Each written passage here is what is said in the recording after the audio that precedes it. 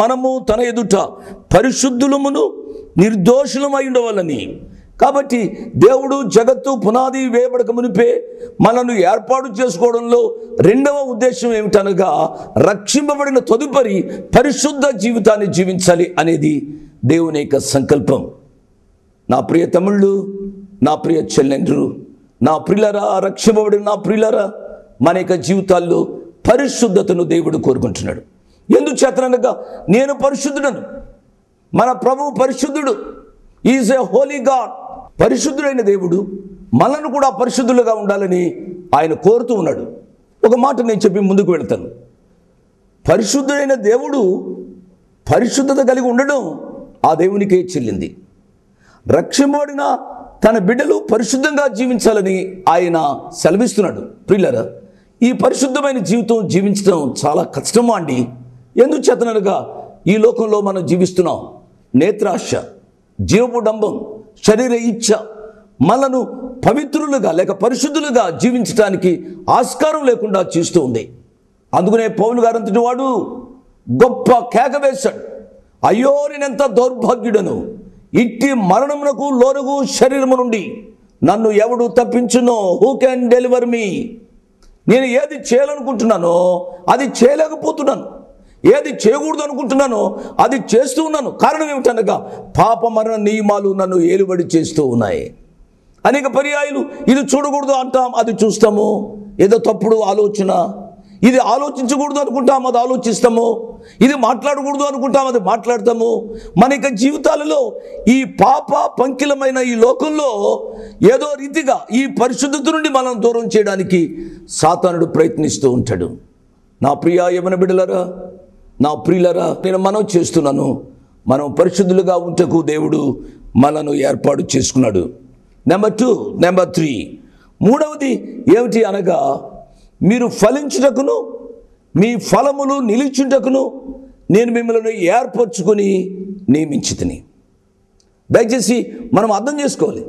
ఏమిటనగా దేవుడు మనను ఎందుకు ఏర్పాటు చేసుకున్నాడు అనగా, రక్షణ పొందుటకు, 2 పరిశుద్ధముగా జీవించుటకు, 3వది మనం ఫలించుటకును మన ఫలములు నిలిచుటకును. యోహాను సువార్త 15వ అధ్యాయం 16వ వచనాన్ని మీరు చదవండి. మనం ఫలించాలి అనేది దేవుని యొక్క ఉద్దేశం. ప్రియులరా, మనం రక్షింపబడ్డాము కాబట్టి మనముగా జీవించినట్లయితే సరిపోదు అండి. మీరు బహుగా ఫలించటం వలన మీ తండ్రి మహిమపరచబడును అని దేవుని యొక్క వాక్యం చెబుతుంది. మనం ఫలించడం మాత్రమే కాదు, మనం బహుగా ఫలించాలి అనేది దేవుని యొక్క ఉద్దేశం. నీవు రక్షింపబడ్డావు, నేను రక్షింపబడ్డాను. మన రక్షణ మనకే పరిమితం చేసుకోకూడదు అండి. రక్షింపబడని ఈ లోకంలో అనేక మందికి ఈ రక్షణ భాగ్యాన్ని ఇచ్చేవారంగా, సువార్తను చెప్పేవారంగా ఉండాలి అని నేను మనవి చేస్తూ ఉన్నాను. నా ప్రియ తమ్ముళ్ళు, నా ప్రియ చెల్లెండ్రు, మీరు రక్షింపబడి ఎంతకాలం అయింది? మీ యొక్క ఆధ్యాత్మిక జీవితం ఫలభరితమైన జీవితంగా ఉందా? ఎండిపోయిన మోడిబారిన జీవితంలా ఉందా? ఆలోచించమని మనవి చేస్తున్నాను. ప్రేమ ఒంటరితనం. ఇక్కడ మనం గ్రహించవలసింది మత్తయి సువార్త 27వ అధ్యాయం 45వ వచనంలో మీరు గ్రహించండి. ఎప్పుడైతే యేసయ్య ఇంత బిగ్గరగా ఈ మాట అన్నారో, ఆ మాటలు ఏలి ఏలి లామా సబక్తాని, నా దేవా నా దేవా నా చెయ్యి ఎందుకు విడనాడితివి అన్న మాటలో మనం గ్రహిస్తే ఎంతో గొప్ప ఖరీదు ఆయన చెల్లించారు అనే మాటను మనం గ్రహిస్తాం. ఆయన ప్రేమని, ఆయన పరిశుద్ధతని ఇక్కడ ఈ మాటలో మనం గ్రహించగలుగుతాం. ఎందుకు ఈ మాట అంటున్నాను అంటే, యేసయ్య పలికిన ఈ మాటలో ఎంత గొప్ప ఖరీదు ఆయన చెల్లించారు. ఆయన త్యాగాన్ని బట్టి, ఆయన యొక్క వ్యక్తిత్వాన్ని, ఆయన యొక్క ప్రేమని, ఆయన యొక్క పరిశుద్ధతని ఈ మాట తెలియజేస్తుంది. చరిత్ర మరవనిది, చరిత్ర సృష్టించిన మాట ఈ మాట.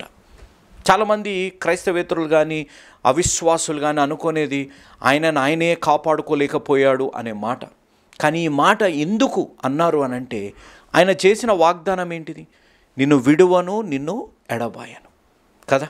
మీరు గ్రహించండి, నిన్ను విడువను, నిన్ను ఎడబాయనన్న మాట ఇక్కడికి వచ్చే వరకు మన జీవితాల్లో గ్రహిస్తే దేవుడి సన్నిధి నుంచి దూరమై అనగా మీరు గమనించండి.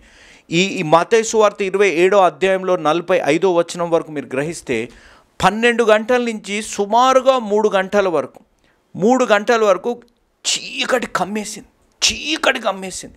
నిశ్శబ్దం ఎంత భయంకరంగా ఉంది అంటే, ఆ నిశ్శబ్దం ఎంత గంభీరంగా ఉంది అంటే, ఆ నిశ్శబ్దానికి ఒక భాష ఉన్నట్టు అంత భయంకరమైన నిశ్శబ్దం అక్కడ వచ్చేసింది. ఎందుకు చీకటి వచ్చింది? వెలుగై ఉన్న దేవుడు ఎందుకు చీకటిని అనుభవిస్తున్నాడు? మీరు ఆలోచించాలి. ఆ వెలుగై ఉన్న దేవుడు ఆ చీకటిని అనుభవించడాన్ని బట్టే నువ్వెందుకు నన్ను విడనాడితివి అనే మాట అన్నారు. ఈరోజు నా జీవితాల్లో ప్రేమ ఉన్నప్పుడు కొన్ని మార్లు ఒంటరితనం ఉంటుంది. ఇక్కడ కూడా ఆ ఒంటరితనం రావడం ఎంతో బాధాకరం. ఎందుకు వచ్చింది? యేసయ్యకి, సృష్టికర్త అయిన దేవుడికి ఒంటరితనం రావడానికి కారణం నేను, మీరే. మన పాపాల్ని ఆయన మోసారు, ఆయన భరించారు కాబట్టి, ఆయన ఎవరు అనుభవించని నరకయాతన అనుభవించారు కాబట్టి, నరకంలో ఉన్నవారే చెప్పగలుగుతారు ఆయన ఎంత నరకయాతన అనుభవించారు. ఒక మరణం 1000 మరణాలతో సమానంగా ఉన్న మరణాన్ని వారు ఆయన భరించారు, ఆ మరణాన్ని రుచి చూచారు కాబట్టి అక్కడంతా చీకటి కమ్మేసింది. ఆయన మరణాన్ని రుచి చూచారు కాబట్టి, ఆయన పెట్టిన మొర, ఆయన నన్ను రక్షించండి, నన్ను కాపాడండి అని కాదు. ఆయన పెట్టిన మొర, దేవాని సన్నిధి నుంచి నేను దూరం అయిపోయాను. There is no presence because the flood gate of God's righteous judgement was poured on Jesus.